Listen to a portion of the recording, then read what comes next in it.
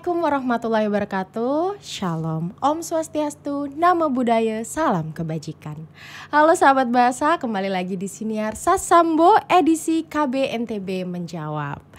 Dan program ini adalah program yang ditujukan untuk menjawab segala pertanyaan terkait program-program yang dijalankan atau dilangsungkan oleh Kantor Bahasa Provinsi Nusa Tenggara Barat.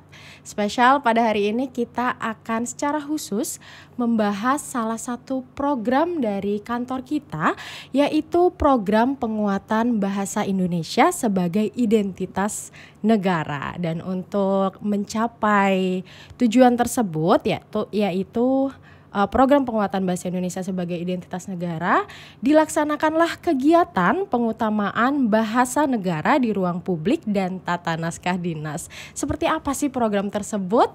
Langsung saja kita sambut, ini dia koordinator dari kelompok kepakaran dan layanan profesional pembinaan dan bahasa hukum, Bapak Tony Samsul Hidayat. Selamat pagi Bapak. Selamat pagi Mbak Era, dan selamat pagi sahabat bahasa yang ada di luar sana dan menyimak obrolan kita pada pagi hari ini. Iya, selamat pagi. Bagaimana Bapak kabarnya? Alhamdulillah sehat. Nah itu yang penting sehat. Yang penting sehat ya, alhamdulillah sehat. Semoga senantiasa sehat. Karena Amin, ya. Pak Tony ini adalah seksi sibuk sebenarnya di kantor bahasa ini. Karena selain bertanggung jawab sebagai koordinator dari KKLP Pembinaan dan Bahasa Hukum, Pak Tony ini juga menjabat jabatan fungsional penerjemah.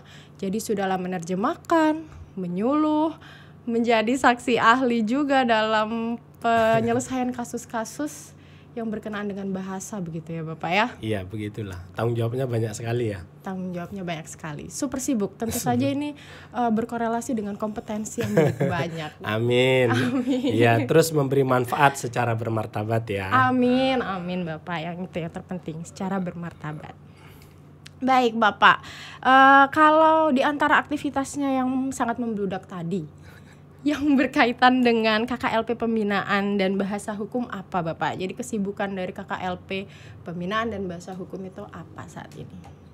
Iya, alhamdulillah ya hari ini kita bisa berbincang, ngobrol di acara siniar kita. Ini sudah dijadwalkan beberapa kali tapi selalu tidak sempat ya, tidak bisa terselenggara sesuai dengan yang diminta oleh tim siniar. Terkait dengan program kegiatan program pembinaan dan bahasa hukum, KKLP Pembinaan dan Bahasa Hukum ini kan sudah sebenarnya banyak sekali kegiatan kegiatan yang dinaungi oleh KKLP Pembinaan dan Bahasa Hukum. Tapi yang paling dominan dan yang menjadi tanggung jawab saya adalah kegiatan pengungkapaan bahasa negara dan di ruang publik dan tata naskah dinas. Itu yang secara formal memang disiapkan. Jadi program formal yang memang disiapkan oleh Badan Bahasa itu adalah kegiatan pengungkapaan bahasa negara di ruang publik dan tata naskah dinas. Tentu selain itu ada banyak sekali kegiatan pembinaan, misalnya duta bahasa, ada pembinaan literasi, itu masih tetap di bawah naungan KKLP Pembinaan dan Bahasa Hukum.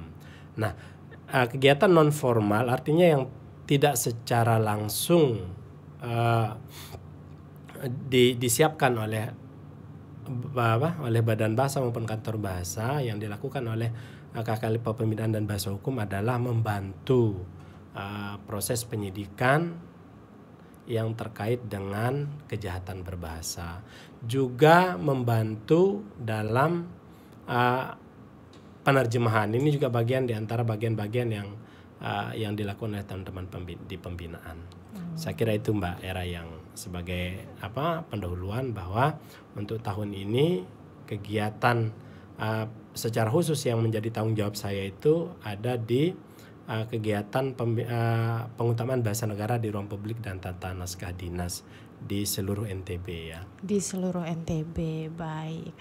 Kalau berkaitan dengan kegiatan pengutamaan bahasa negara di ruang publik gitu Bapak, itu sebenarnya bentuk kegiatannya seperti apa Bapak? Mungkin bisa dijelaskan. Baik, sahabat bahasa dan Mbak Era, ini juga perlu kita sampaikan juga dapat menjadi informasi kepada seluruh masyarakat bahwa mulai tahun ini Badan Bahasa itu memiliki program penguatan bahasa negara ya, penguatan bahasa Indonesia sebagai identitas negara.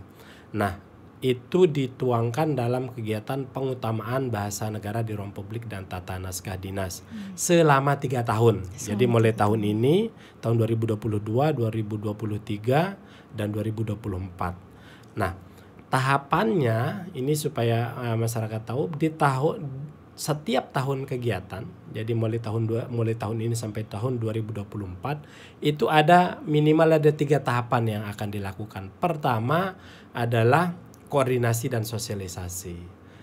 Tahapan pertamanya adalah melakukan koordinasi dengan pejabat daerah, dengan lembaga-lembaga swasta dan lembaga pendidikan. Jadi sasaran kegiatan pembinaan kita khususnya dalam rangka kegiatan pengutamaan bahasa negara di ruang publik dan tata naskah dinas itu sasarannya adalah lembaga pemerintah, lembaga swasta, dan lembaga pendidikan.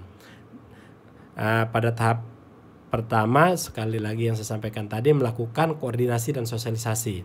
Di tahap kedua kita melakukan pendampingan dan konsultasi. Jadi ini konsultasi atau pendampingan di tahap kedua. Baru di tahap akhir itu ada kegiatan evaluasi dan apresiasi. Jadi yang ditarget lembaga yang harus selesai terbina atau terbina selama 3 tahun ini adalah 45 lembaga. Itu dengan komposisi yang tadi, ada lembaga pemerintah, ada lembaga swasta, dan lembaga pendidikan. Di tahun ini prioritas kami selaku penanggung jawab pelaksana kegiatan itu lebih kepada lembaga pemerintah dan lembaga pendidikan, karena memang beberapa kali kita coba berinisiasi untuk mengundang dan mengajak lembaga-lembaga swasta, masih minim respons ya dari mereka. Jadi maka kemudian kami mengambil inisiatif untuk lebih memprioritaskan pada lembaga pemerintah dan lembaga pendidikan, khususnya yang di bawah pemerintah. Karena bagaimanapun ini kan harus jadi contoh baik dulu. Jadi jangan sampai kita memaksa misalnya lembaga non pemerintah sementara lembaga pemerintah sendiri belum maksimal dalam melaksanakan dalam pengutamaan bahasa negara, baik di ruang publik maupun tata naskah dinas. Jadi itu tahapan-tahapannya. Biasanya untuk tahapan pertama yang tadi, koordinasi dan sosialisasi itu di awal tahun, kemudian konsultasi dan pendampingan itu di pertengahan tahun, dan evaluasi dan apresiasi itu di akhir tahun. Biasa Oktober itu sekalian dengan dirangkai dengan lomba wajah bahasa lembaga ya, seperti yang kita lakukan tahun ini, baru diumumkan pada saat puncak perayaan Hari Sumpah Pemuda. Jadi diumumkan seperti itu. Jadi gambarannya seperti itu, Mbak Era. Baik Bapak. Berarti sejauh ini sudah menggait begitu ya lembaga-lembaga pemerintah dan pendidikan. Untuk swasta belum sama sekali Bapak? Iya, swasta ada sebagian sudah kita ikutkan, tetapi memang belum maksimal ya. Karena memang sasaran kita untuk tahun pertama ini memang harus ke lembaga negara dulu ya, lembaga pemerintah. Karena bagaimanapun lembaga pemerintah ini kan lembaga yang urusan A sampai Z-nya ini kan ditanggung dan dibiayai oleh negara. Betul. Maka tentu menjadi sangat naif sekali ketika program ini tidak bisa jalan di lembaga-lembaga negara ini. Jadi justru mereka harus mengambil inisiatif bahwa kami harus yang menjadi contoh dulu sebelum kita menjadi di garda depan, memberi contoh kepada lembaga-lembaga lain. Sekali lagi tadi itu, karena memang seluruh urusan kita kan ditanggung oleh negara. Maka tentu wajib, kalau mengikuti undang-undang itu kan wajib hukumnya kita mengutamakan bahasa negara. Jangan sampai ada yang justru lebih banyak di lingkungan di lingkungan instansi atau lembaga itu bahasa Inggris yang lebih banyak terpampang gitu. Bukan tidak boleh, tentu boleh ya. Saya kira gitu, Pak. Baik Bapak, kalau dari segi praktiknya Bapak, ini kan tadi kan sudah dikhususkan begitu ya, tadi dari segi teknisnya yang diikut sertakan ada lembaga pemerintah, swasta, pendidikan begitu. Nah, untuk bentuknya itu seperti apa Bapak? Apakah penyuluhan begitu atau bagaimana gitu? Baik. Itu ada 3 tahapan ya. Jadi di tahapan pertama misalnya koordinasi itu kan untuk penguatan sinergitas saja. Kita akan bersinergi dengan lembaga-lembaga di daerah baik di tingkat provinsi maupun di tingkat kabupaten kota. Nah, kita akan datang berkunjung ke kepala dinas, ke sekda, ke bupati, bila perlu kepada Pak Gubernur, menyampaikan bahwa kita punya program penguatan bahasa Indonesia sebagai entitas negara. Nah, wujud program itu kita aplikasikan dalam kegiatan pengutamaan bahasa negara.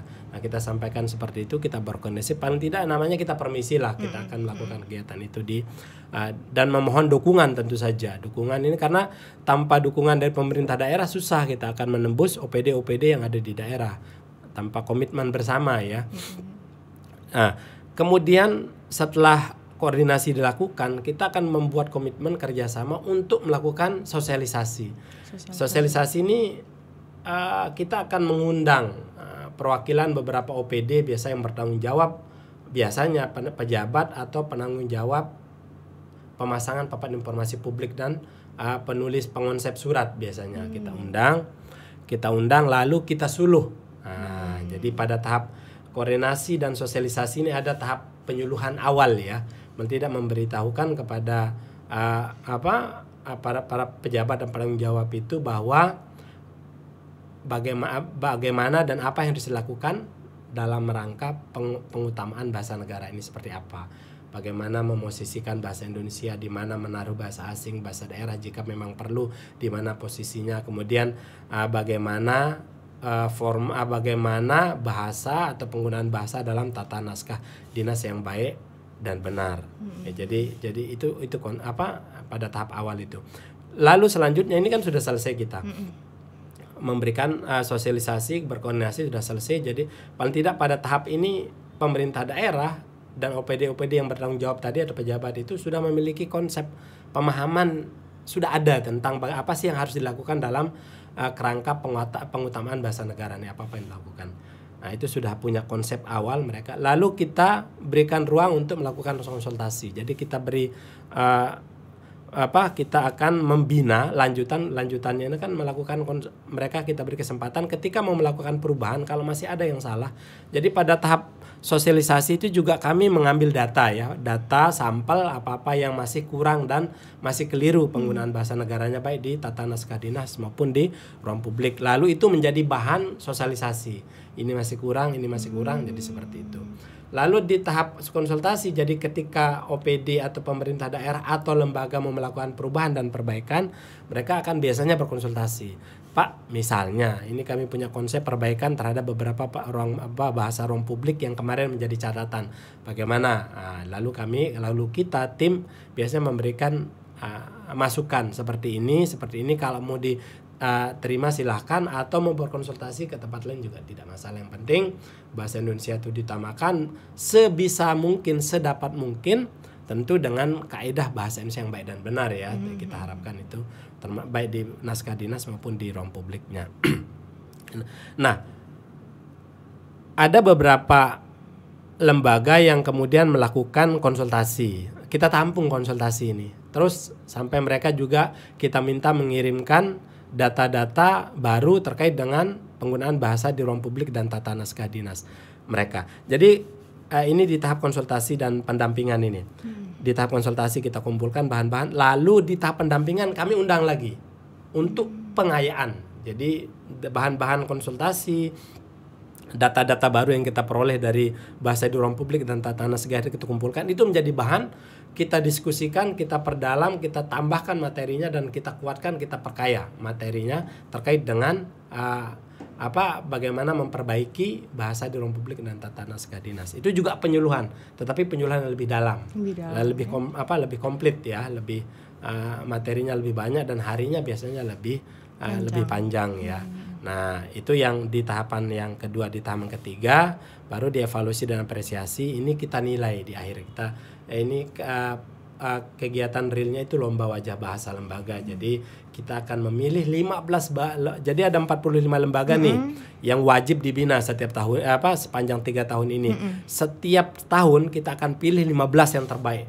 Jadi yang 15 terbaik ini yang paling bagus progres perbaikan dan perubahannya. Jadi itu yang kita pilih, kita ambil data-data terakhir itu biasanya di bulan Oktober, di awal Oktober kita datangi lembaga-lembaga itu, lalu kita ambil fotonya, kita ambil sampel suratnya, lalu kita cek apakah rekomendasi kemudian masukan-masukan kita itu sudah diaplikasikan dan dilakukan perubahan apa tidak. Setelah kita dapat, kita masukkan di template penilaian, lalu keluarlah nilainya secara otomatis, lalu dipilih 15 yang terbaik dan diberikan apresiasi.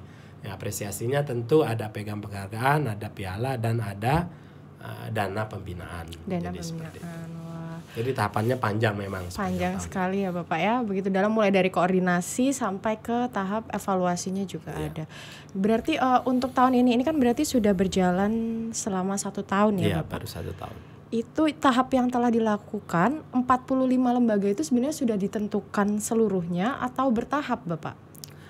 Kalau dari juknisnya yang diberikan oleh Badan Bahasa itu harusnya memang sudah ditentukan dari awal ya. Jadi ketika tahap awal tahun kemarin, mulai bulan Maret kita lakukan perdana di Kota Bima dan Kabupaten Bima, kita sudah mendapatkan beberapa lembaga ya yang sudah siap diajak bekerja sama dan siap dibina. Tetapi praktiknya kemudian pasca sosialisasi kita sudah berkoordinasi dengan pemerintah daerah dan mereka mendukung sekali kegiatan kita, tetapi prakteknya ketika dalam tahap konsultasi dan pendampingan hanya beberapa yang komit atau konsisten ikut. Ya, itu mungkin terkendala dengan banyak hal ya, karena memang kita dari kemarin kegiatan pendampingan kita lebih banyak kita lakukan 2 kali, dan itu dilakukan di Lombok Barat dan Kota Mataram. Tentu memang memikirkan teman-teman dari pulau seberang, dari Sumbawa untuk datang tuh gak susah. Makanya untuk pendampingan tahun ini memang lebih banyak tidak diikuti oleh teman-teman atau lembaga-lembaga yang sudah kemarin dari awal tahun sudah ikut ya. Untuk menyiasatinya, tahun depan kita akan fokus untuk pendampingan di samping melakukan koordinasi dan sosialisasi awal lagi juga kita akan fokuskan pendampingan itu di Pulau Sumbawa. Jadi seperti itu ya. Jadi untuk menjamin supaya teman-teman yang memang dari awal kemarin sudah terpilih dan ikut serta berkomitmen untuk melakukan perubahan itu tetap akhirnya terikat dengan sampai nanti 2024. Ya kita berharap mereka tetap komit ya. Tentu dengan koordinasi lagi dan lagi, baik dengan pemerintah provinsi maupun pemerintah kabupaten kota ya. Jadi kita berharap ini di tahun depan, dari awal tahun kita sudah siapkan, kita ingin gerak cepat dan agar ini tidak hilang gitu. Kesempatan kita kan hanya terbatas. Jadi mudah-mudahan nanti tidak ada pergeseran pejabat, karena memang kendalanya ketika ada pejabat yang sudah kita bina di lembaga itu, tahun depan sudah berganti pejabat. Nah itu kan di antara ya. Jadi komitmen yang kemarin sudah kita bangun, kemudian materi-materi yang sudah masuk ke pejabat yang sebelumnya kita ajak kerjasama, bagaimana mengutamakan bahasa negara dan seperti apa penggunaan bahasa Indonesia di tata naskah dinas itu berganti lagi, jadi lagi. Tapi ini tetap kita tidak berarti kita mau putus asa, kita tetap jalankan. Karena memang yang 45 ini nggak boleh berubah harusnya. Tetapi kalau tentu kita akan tetap pantau ya. Kita akan lihat apakah ini nanti ada perubahan, penambahan, pergantian dan sebagainya. Jadi tetap kita fleksibel aja sih jadinya, karena memang kondisi real di lapangan tentu tidak seperti yang ada kita siapkan. Iya, sudah direncanakan kemarin begitu ya. Jadi sebenarnya ke-45 lembaga binaan ini sudah ditentukan sudah saja ditetapkan gitu ya, Bapak. Dari mulai awal tahun. Baik, tapi sebenarnya sifatnya masih fleksibel dan masih bisa ya lembaga-lembaga lain itu. Karena makanya untuk menyiasati sampai akhir tahun kemarin ketika melakukan pendampingan, kita memiliki daftar sekitar 85 lembaga yang kita sudah lakukan pembinaan dari awal, pendampingan dan mulai koordinasi dan pendampingan.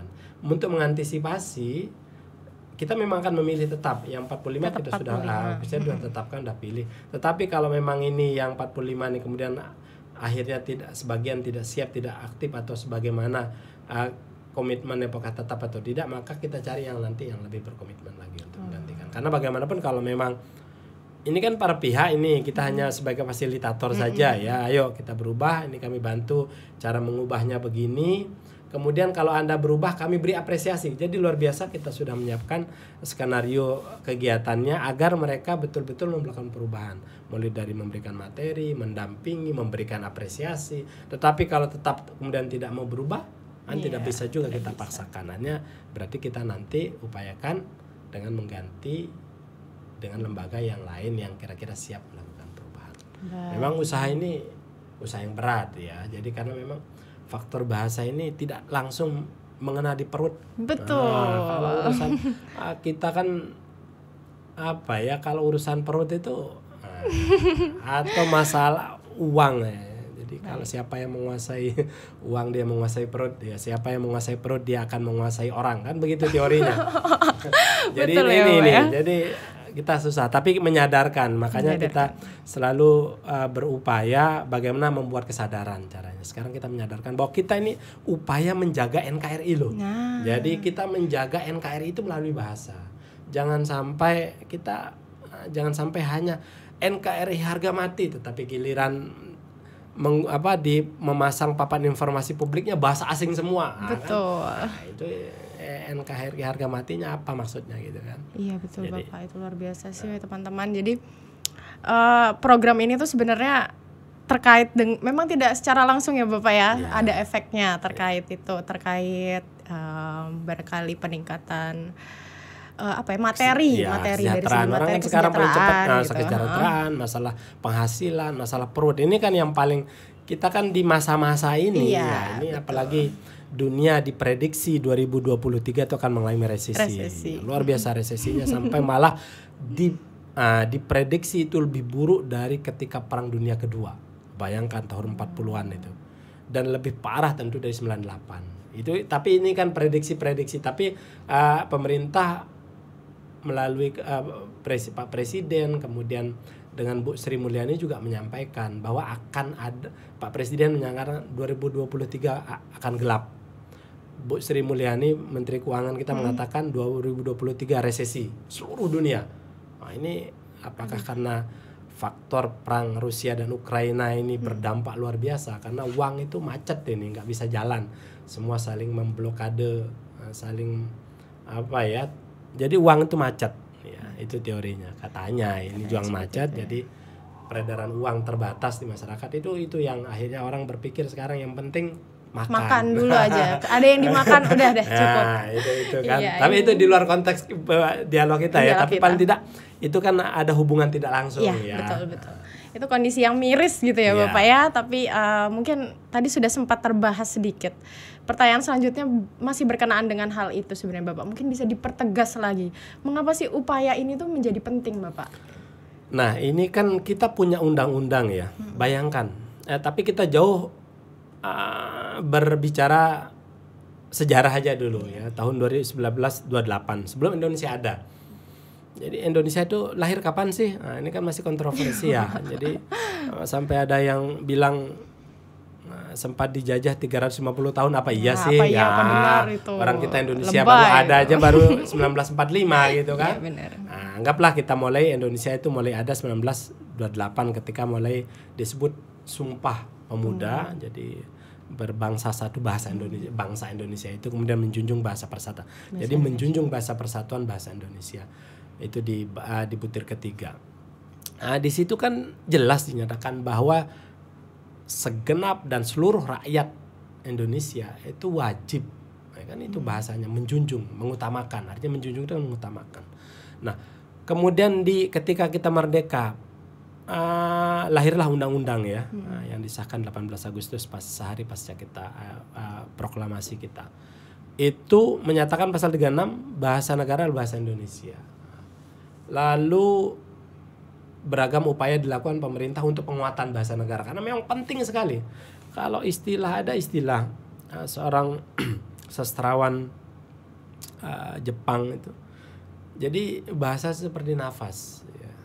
Jadi saking pentingnya nggak terasa dia penting. Nah, Jadi kayak kita nafas saja. Jadi udah sakit masuk oksigen baru terasa ternyata nafas itu penting sekali dan mahal sekali nilainya. Nah itu apa namanya, ketika sakit bahasa itu baru terasa ternyata bahasa itu penting. Ini apa namanya, rongrongan terhadap negara ini kan luar biasa. Ya, luar biasa. Mulai dari ketika kita mulai merdeka pun 48 sudah lakukan ada pemberontakan ya, komunis musuh itu, baru terus pemberontakan terus. Nah kita kan perlu menjaga karena memang kita dibangun, kita adalah satu-satunya negara kesatuan ya di seluruh dunia ini, kita adalah satu-satunya negara kesatuan. Kalau di negara-negara lain mereka membuat negara itu berdasarkan kesamaan bahasa, ada kesamaan ras apalah, tetapi kalau Indonesia beragam orang, makanya kita punya Bhinneka Tunggal Ika itu. Jadi kita beragam, kita dibangun atas keberagaman itu, tapi kita bersatu. Dan alat pemersatu kita satu-satunya adalah bahasa.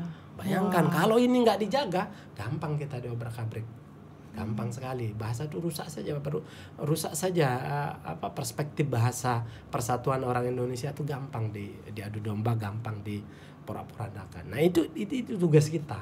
Kita menjaga. Lahirlah Pak Undang-Undang nomor 24 tahun 2009. Bahasa Indonesia wajib digunakan. Akhirnya mulai sadar.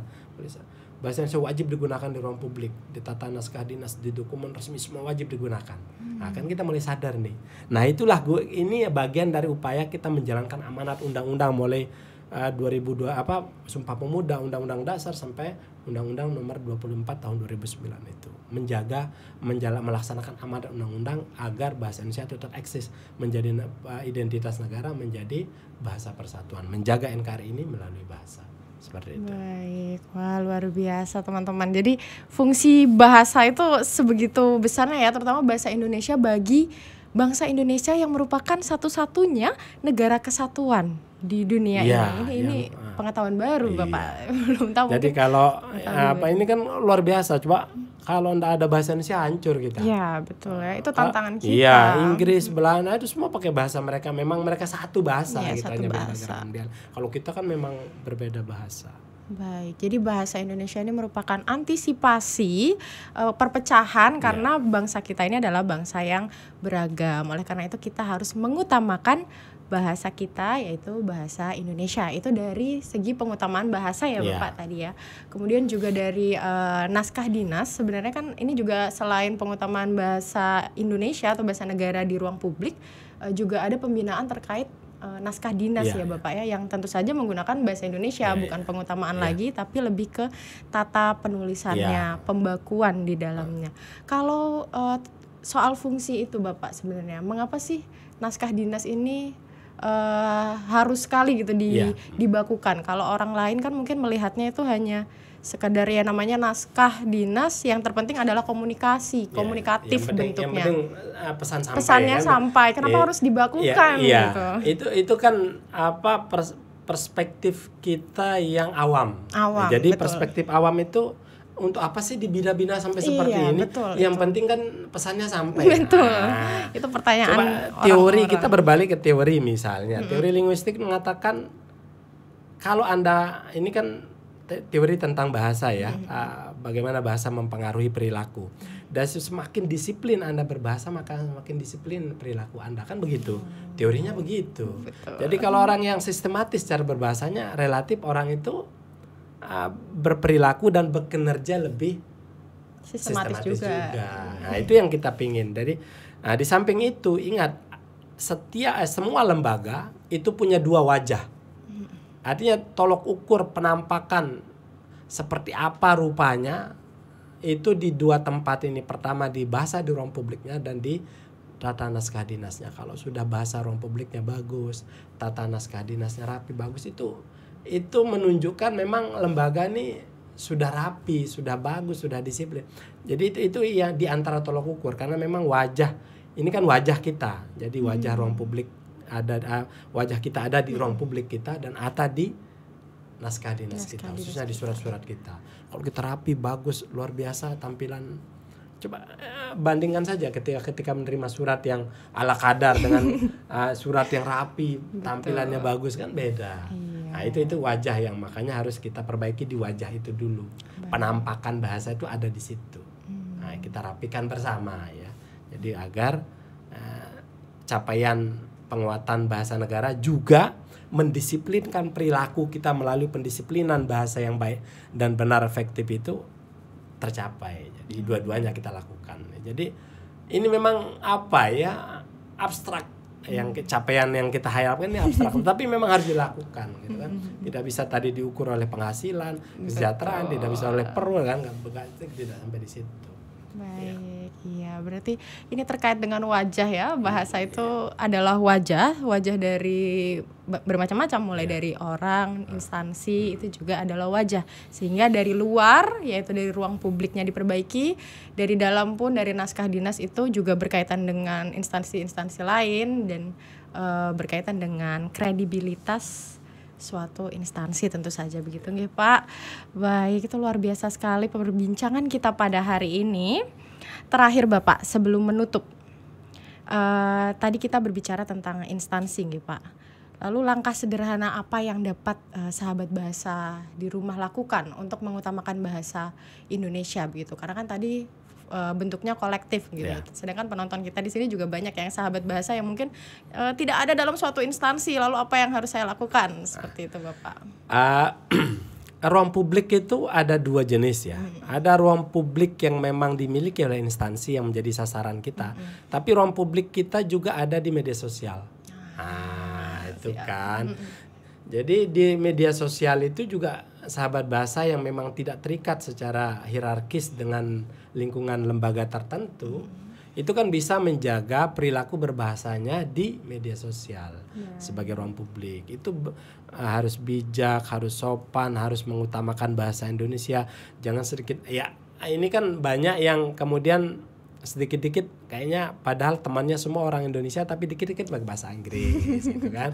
Dikit-dikit ini kan tanda kutip apa ya, itu kan memang pesannya itu bukan untuk semata-mata menyampaikan konten itu, tapi ini fisiknya, saya gitu, ini saya, ini mampu sekali bahasa Inggris yang menunjukkan kemampuan kan begitu.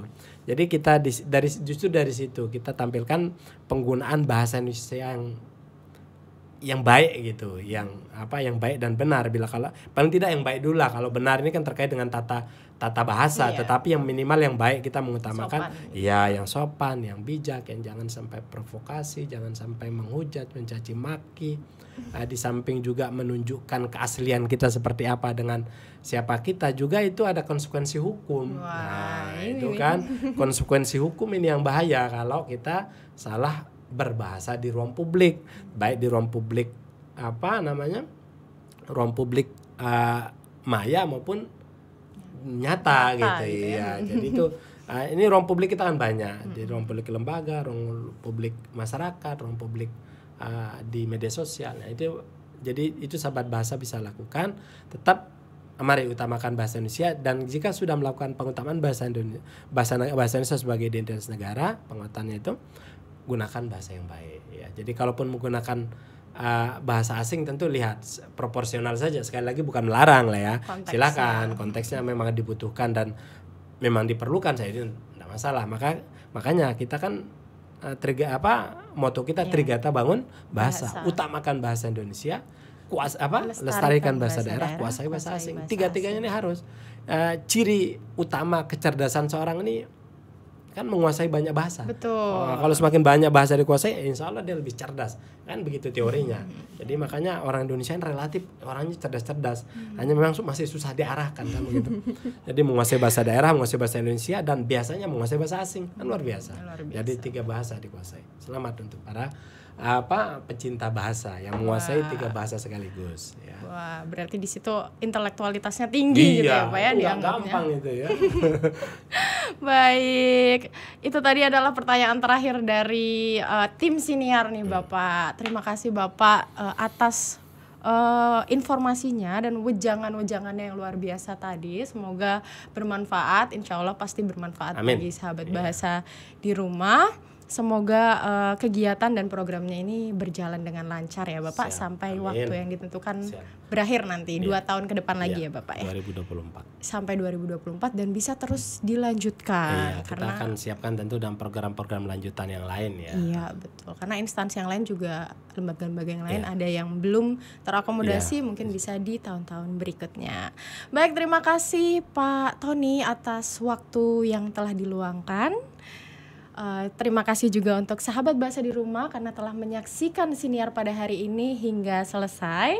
Jangan lupa untuk terus saksikan siniar Sasambo, tayangan-tayangan yang lain di YouTube, kanal YouTube Kantor Bahasa Provinsi Nusa Tenggara Barat. Saksikan juga di Spotify Siniar Sasambo, dan juga ikuti terus informasi-informasi dari program-program Kantor Bahasa Provinsi Nusa Tenggara Barat melalui media sosial, bisa Twitter, Instagram, maupun Facebook.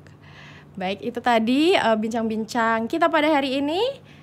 Jangan lupa untuk berlangganan kanal YouTube kita Kantor Bahasa. Sampai bertemu di tayangan Siniar Sasambo berikutnya. Wassalamualaikum warahmatullahi wabarakatuh. Shalom, Om Swastiastu, Namo Buddhaya, salam kebajikan, salam literasi. Nah sahabat bahasa, itu tadi tayangan Siniar Sasambo edisi kali ini. Gimana? Seru kan?